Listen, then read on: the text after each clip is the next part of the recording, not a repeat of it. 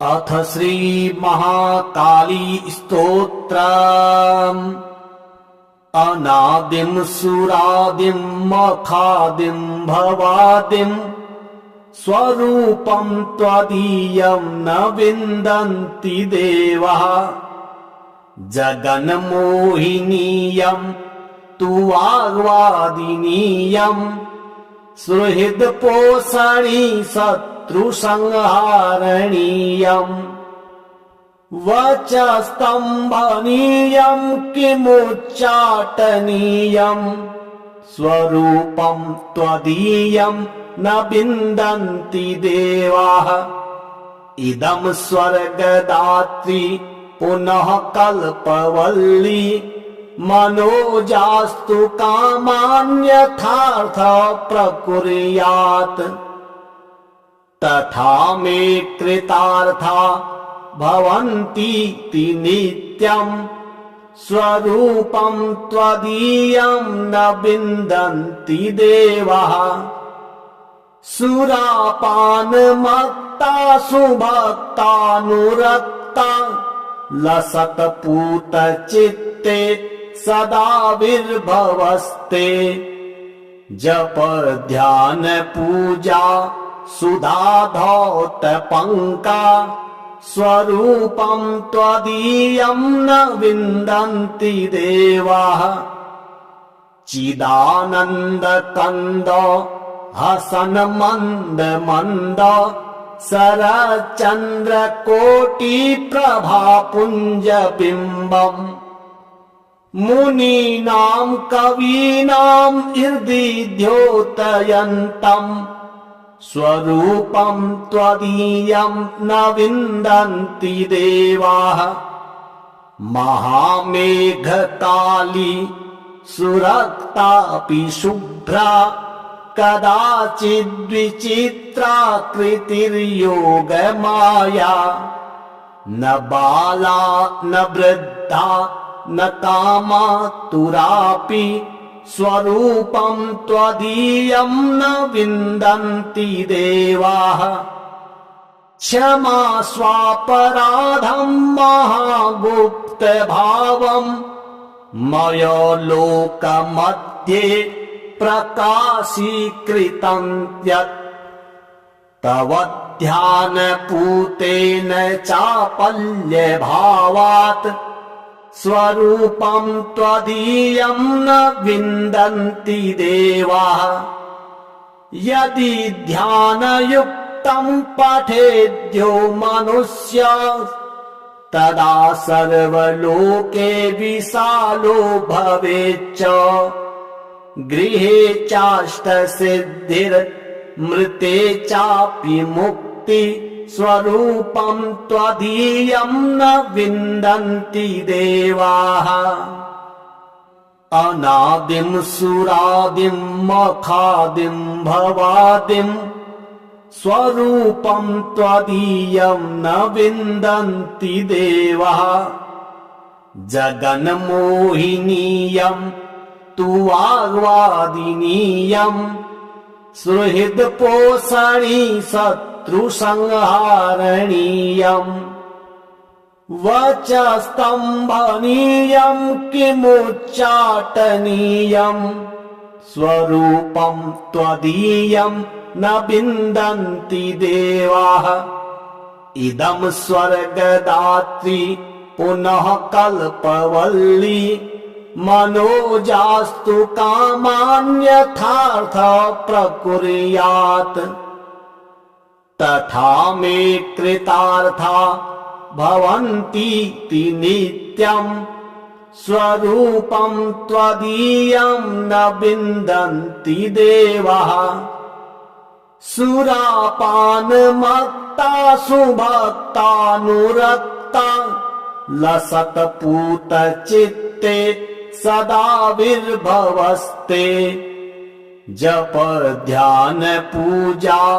सुधाधौतपङ्का स्वरूपं त्वदीयं न विन्दन्ति देवाः। चिदानन्दकन्द हसन मन्द मन्द शरच्चन्द्रकोटिप्रभापुञ्जबिम्बम् मुनीनां कवीनां हृदि द्योतयन्तम् स्वरूपं त्वदीयं न विन्दन्ति देवाः महामेघकाली सुरक्तापि शुभ्रा कदाचिद्विचित्राकृतिर्योगमाया न बाला न वृद्धा न कामातुरापि स्वरूपं त्वदीयं न विन्दन्ति देवाः क्षमा स्वापराधं महागुप्तभावं मयो लोकमध्ये प्रकाशीकृतं यत् तव ध्यानपूतेन चापल्यभावात्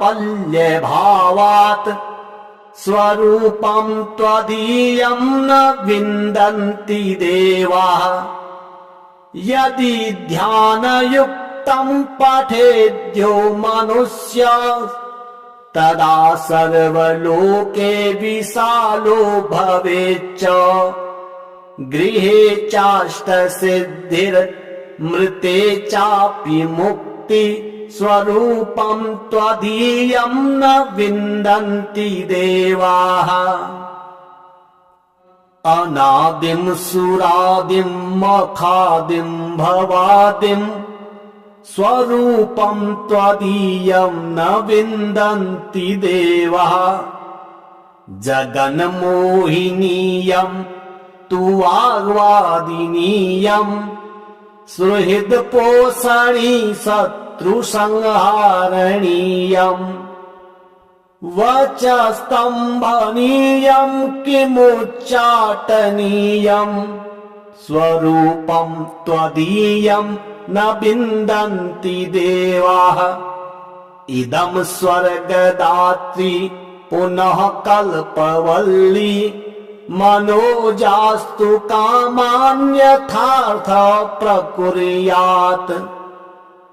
तथा मे कृतार्था भवन्तीति नित्यम्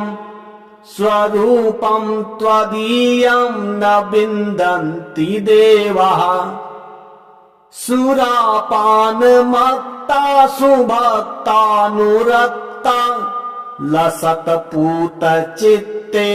सदा विर्भवस्ते जप ध्यान पूजा सुधाधौतपङ्का स्वरूपं त्वदीयं न विन्दन्ति देवाः चिदानन्दकन्द हसन मन्द मन्द शरच्चन्द्रकोटिप्रभापुञ्जबिम्बम् मुनीनां कवीनां हृदि द्योतयन्तम् स्वरूपं त्वदीयं न विन्दन्ति देवाः महामेघकाली सुरक्तापि शुभ्रा कदाचिद्विचित्राकृतिर्योगमाया न बाला न वृद्धा न कामातुरापि स्वरूपं त्वदीयं न विन्दन्ति देवाः क्षमा स्वापराधं महागुप्तभावं मयो लोकमध्ये प्रकाशीकृतं यत् तव ध्यानपूतेन चापल्यभावात् स्वरूपं त्वदीयं न विन्दन्ति देवाः यदि ध्यानयुक्तं पठेद्यो मनुष्य तदा सर्वलोके विशालो भवेच्च गृहे चाष्टसिद्धिर्मृते चापि मुक्ति स्वरूपं त्वदीयं न विन्दन्ति देवाः अनादिं सुरादिं मखादिं भवादिं स्वरूपं त्वदीयं न विन्दन्ति देवाः जगन्मोहिनीयं तु वाग्वादिनीयं सुहृदपोषणी शत्रुसंहारणीयम् वचस्तम्भनीयं किमुच्चाटनीयम् स्वरूपं त्वदीयं न विन्दन्ति देवाः इदं स्वर्गदात्री पुनः कल्पवल्ली मनोजास्तु कामान्यथार्थ प्रकुर्यात् तथा मे कृतार्था भवन्तीति नित्यम्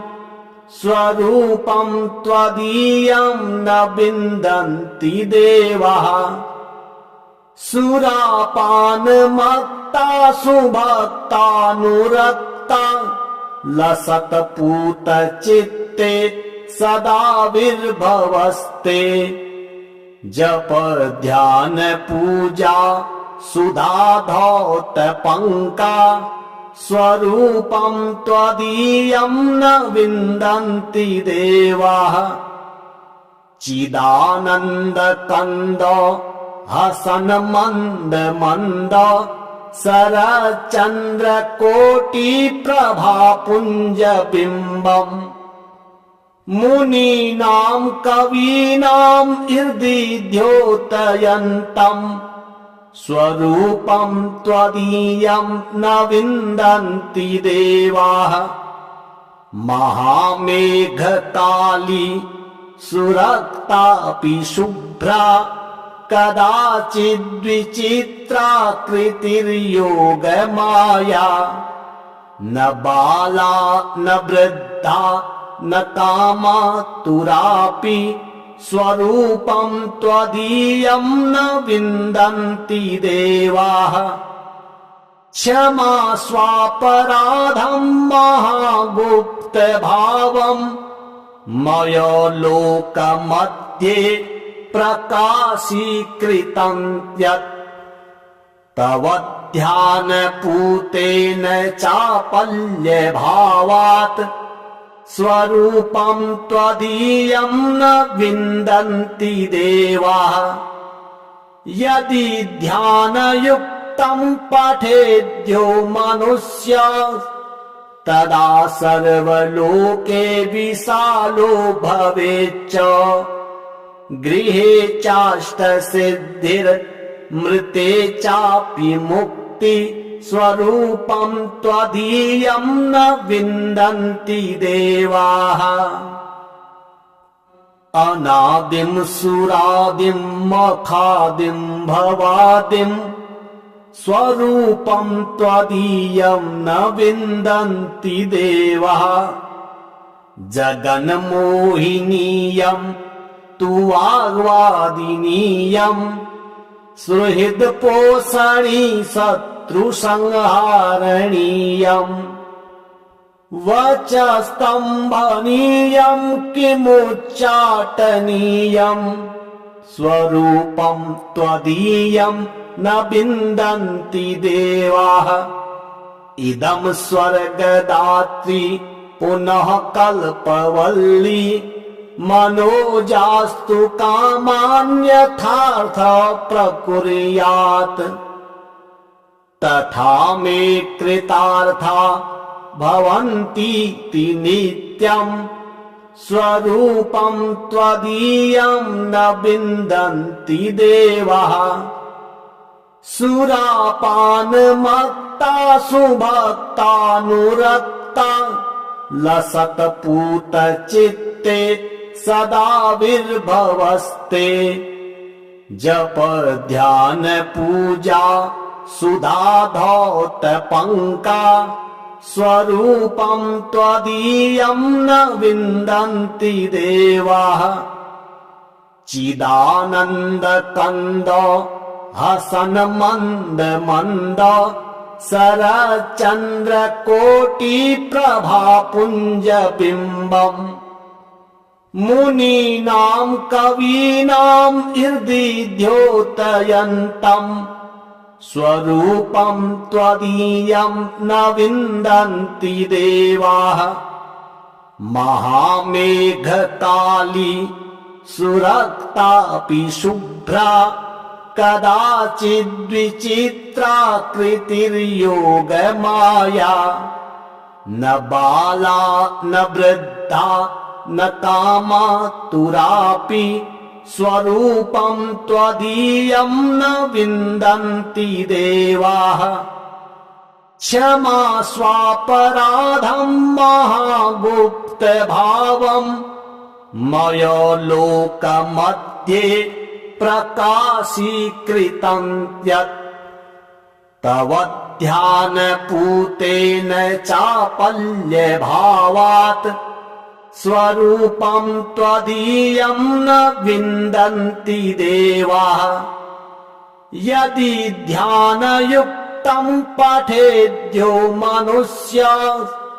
तदा सर्वलोके विशालो भवेच्च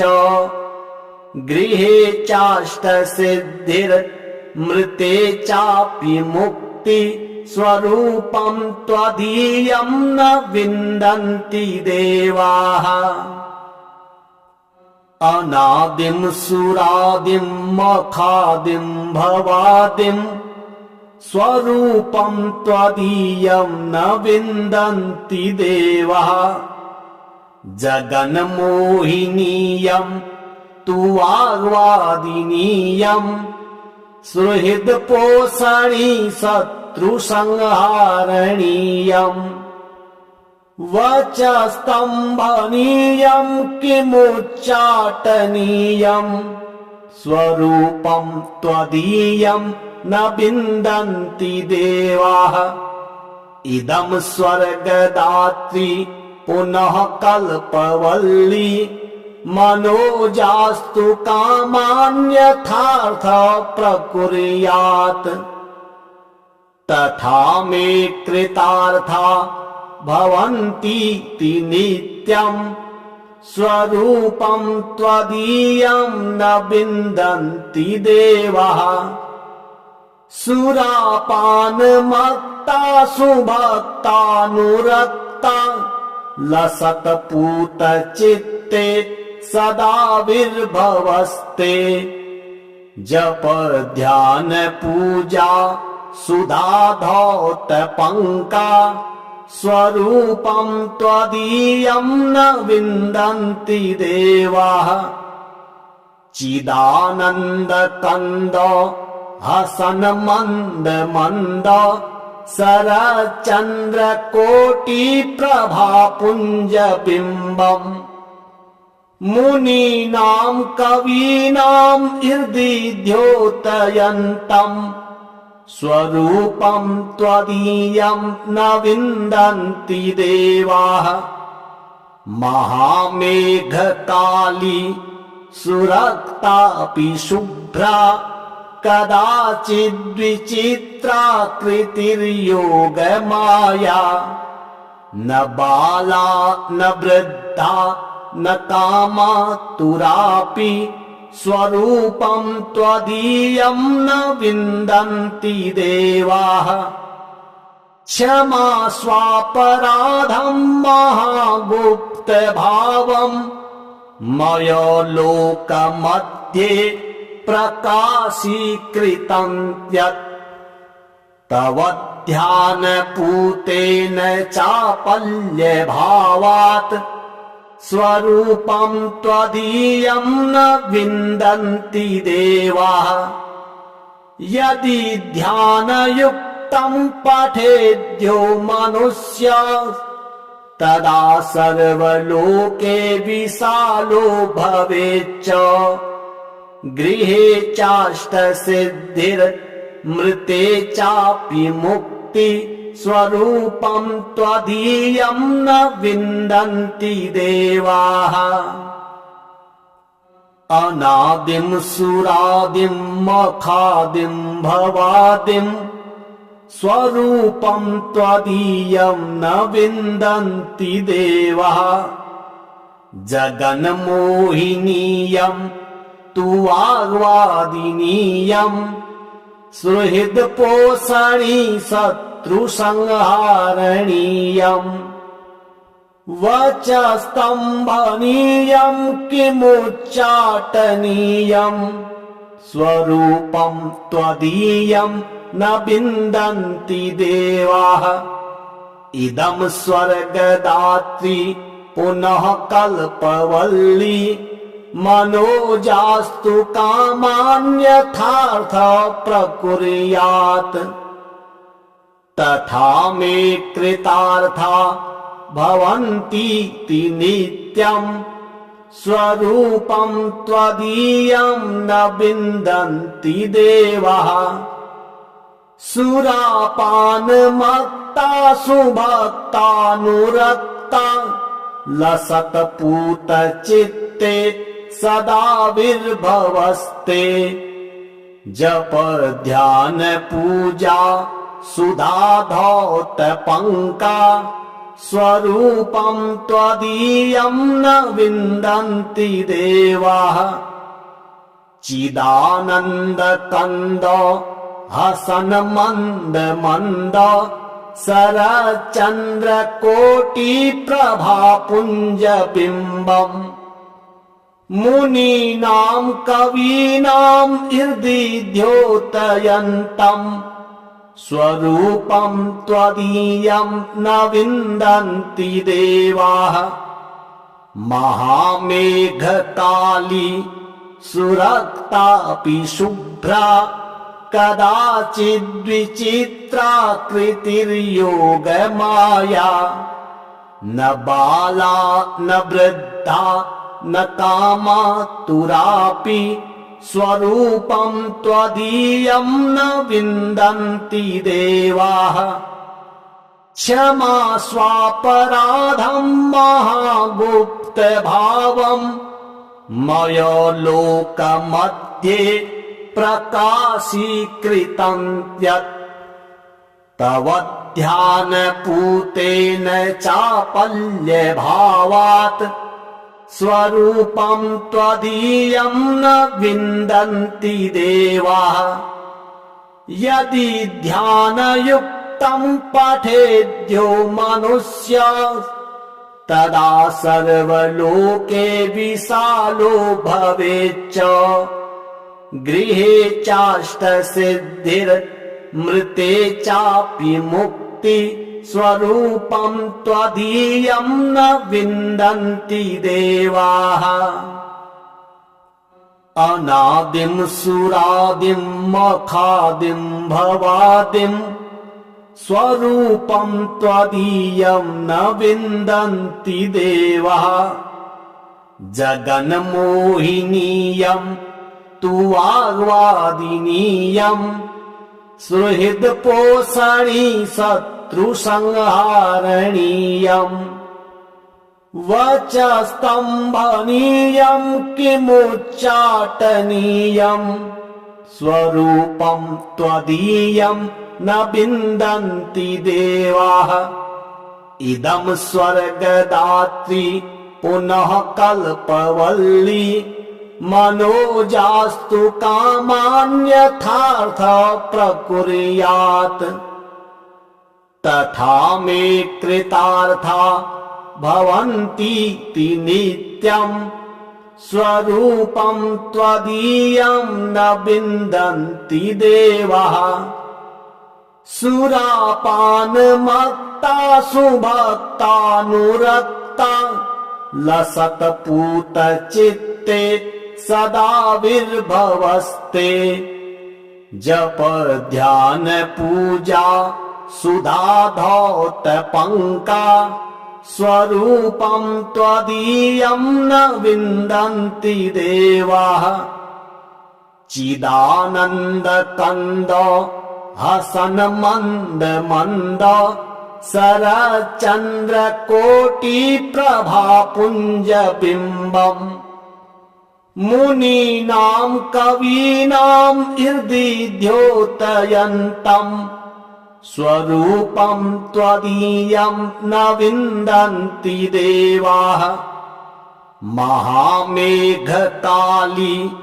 सुरक्तापि शुभ्रा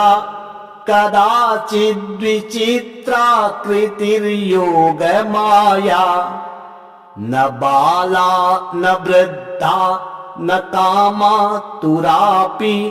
स्वरूपं त्वदीयं न विन्दन्ति देवाः क्षमा स्वापराधं महागुप्तभावं मया लोकमध्ये प्रकाशीकृतं यत् तव ध्यानपूतेन चापल्यभावात्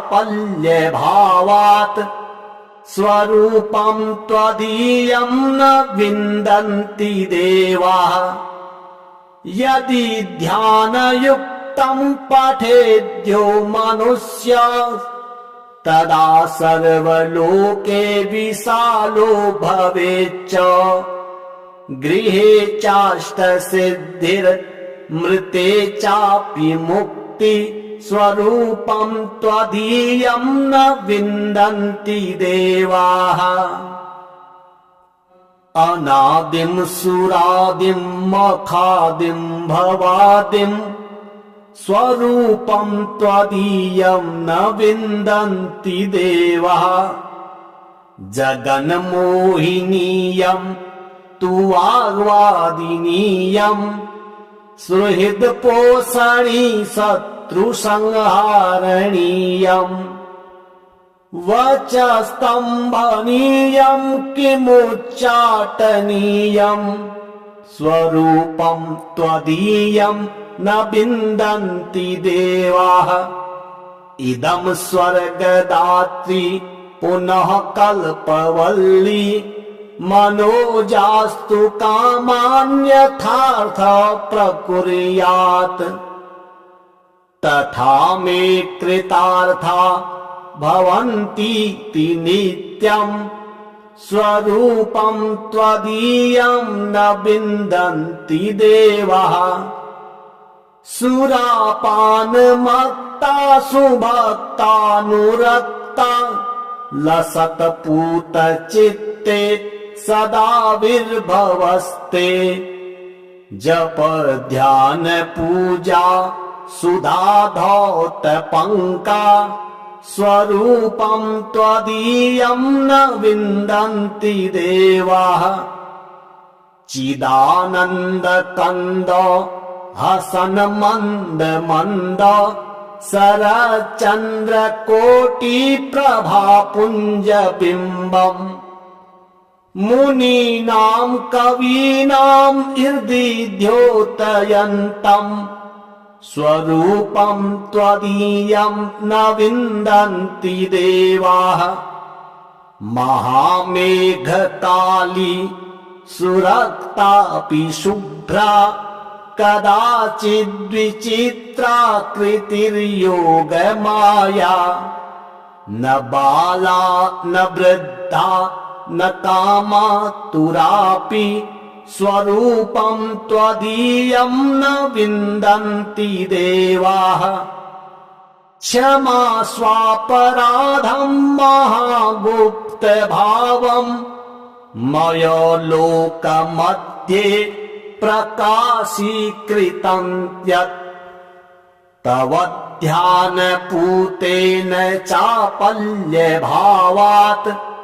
स्वरूपं त्वदीयं न विन्दन्ति देवाः यदि ध्यानयुक्तं पठेद्यो मनुष्य तदा सर्वलोके विशालो भवेच्च गृहे चाष्टसिद्धिर्मृते चापि मुक्ति स्वरूपं त्वदीयं न विन्दन्ति देवाः अनादिं सुरादिं मखादिं भवादिं स्वरूपं त्वदीयं न विन्दन्ति देवाः जगन्मोहिनीयं तु वाग्वादिनीयं सुहृदपोषणी शत्रुसंहारणीयं वचस्तम्भनीयं किमुच्चाटनीयं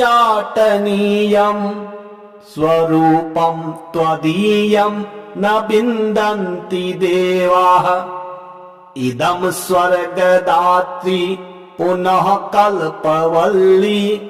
मनोजास्तु कामान्यथार्थ प्रकुर्यात् तथा मे कृतार्था भवन्तीति नित्यम् स्वरूपं त्वदीयं न विन्दन्ति देवाः सुरापानमत्ता सुभक्तानुरक्ता लसत्पूतचित्ते सदा विर्भवस्ते जप ध्यान पूजा सुधाधौतपङ्का स्वरूपं त्वदीयं न विन्दन्ति देवाः चिदानन्दकन्द हसन मन्द मन्द शरच्चन्द्रकोटिप्रभापुञ्जबिम्बम् मुनीनां कवीनां हृदि द्योतयन्तम् स्वरूपं त्वदीयं न विन्दन्ति देवाः महामेघकाली सुरक्तापि शुभ्रा कदाचिद्विचित्राकृतिर्योगमाया न बाला न वृद्धा न कामातुरापि स्वरूपं त्वदीयं न विन्दन्ति देवाः क्षमा स्वापराधं महागुप्तभावं मयो लोकमध्ये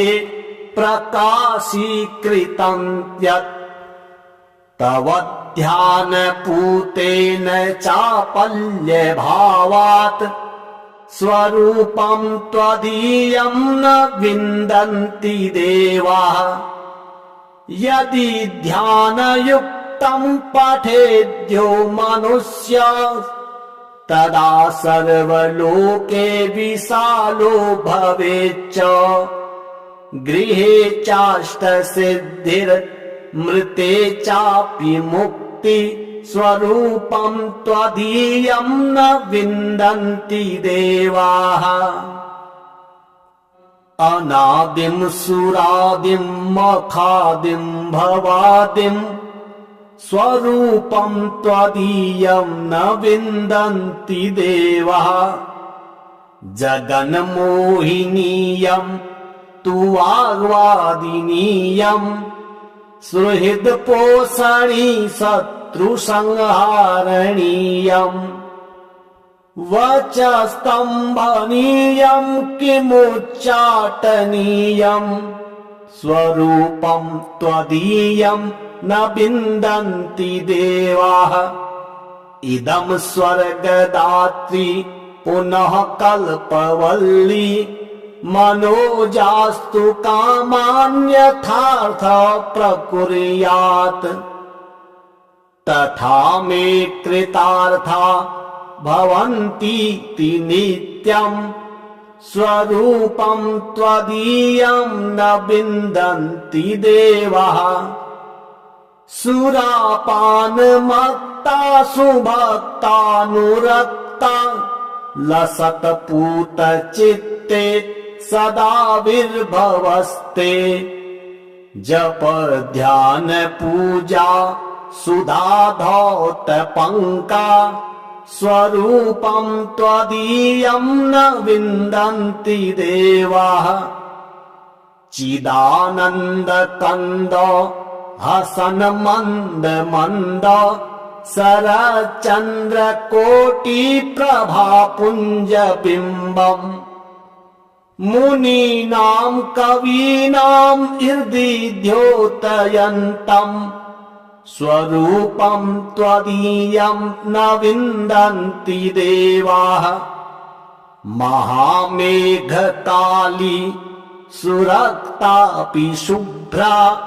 कदाचिद्विचित्राकृतिर्योगमाया न बाला न वृद्धा न कामातुरापि स्वरूपं त्वदीयं न विन्दन्ति देवाः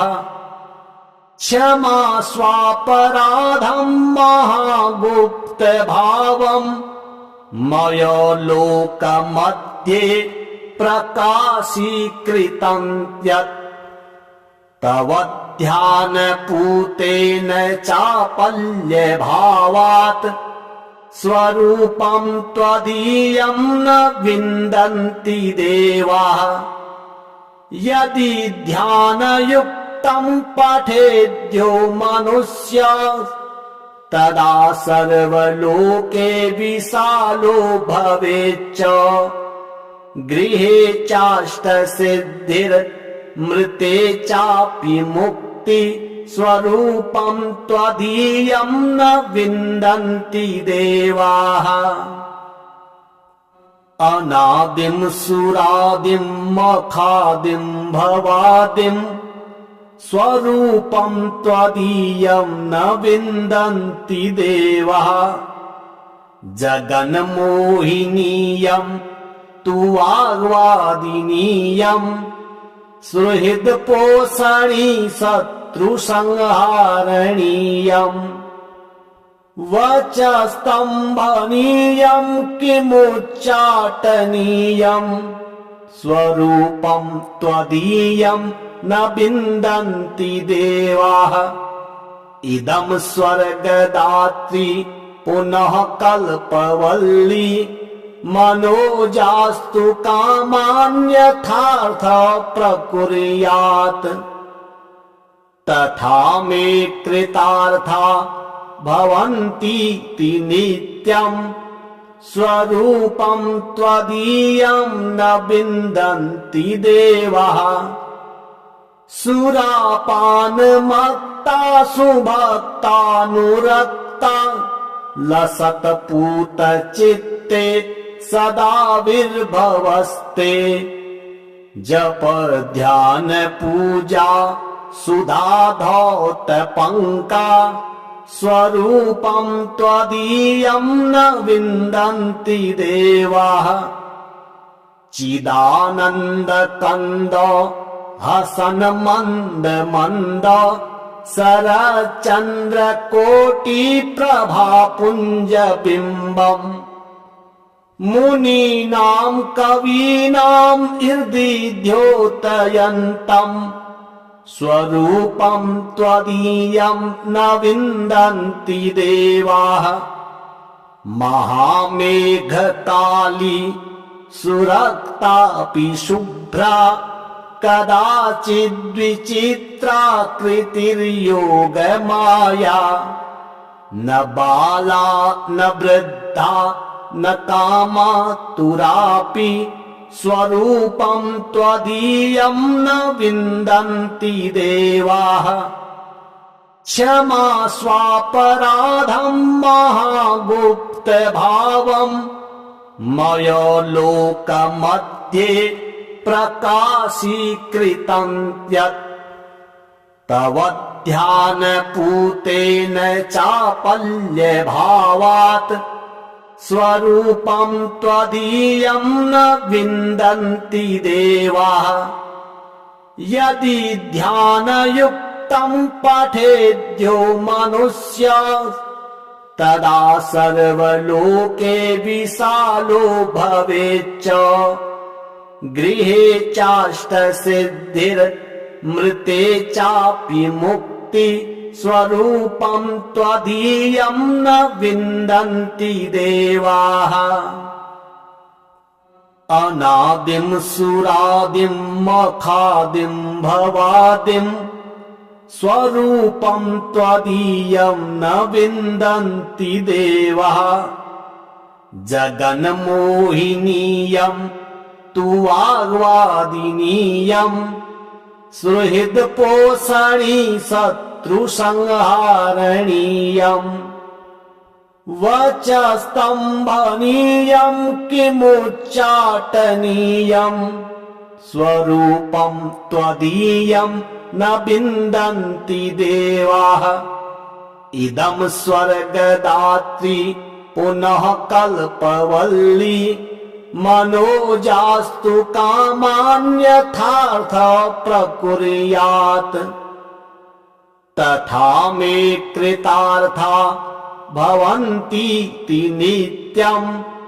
स्वरूपं त्वदीयं न विन्दन्ति देवाः सुरापानमत्ता भक्तानुरक्ता लसत्पूतचित्ते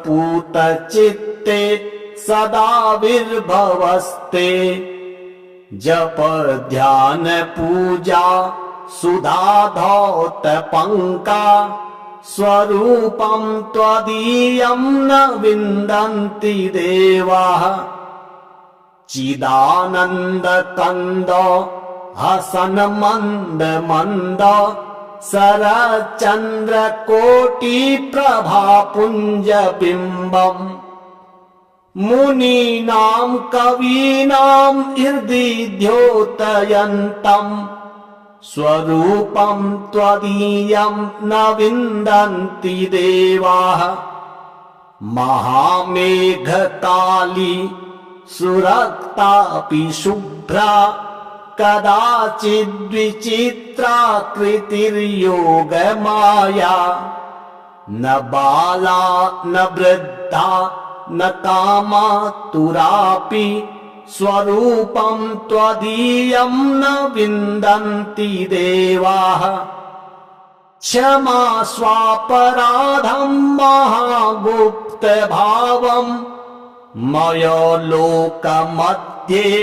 प्रकाशीकृतं यत् तव ध्यानपूतेन चापल्यभावात् स्वरूपं त्वदीयं न विन्दन्ति देवाः यदि ध्यानयुक्तं पठेद्यो मनुष्यः तदा सर्वलोके विशालो भवेच्च गृहे चाष्टसिद्धिर्मृते चापि मुक्ति